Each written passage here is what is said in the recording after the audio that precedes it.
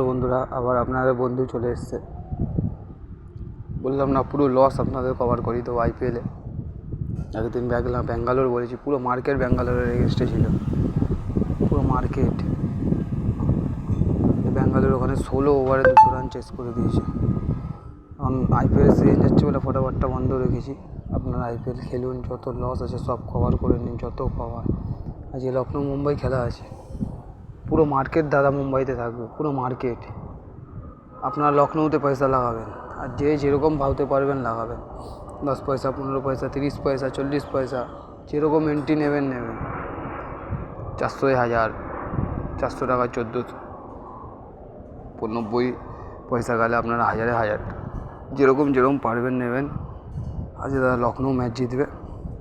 আপনারা যত লস আছে এই সিজন কভার করুন, প্লিজ দাদা একটা করে লাইক দিয়ে যায়।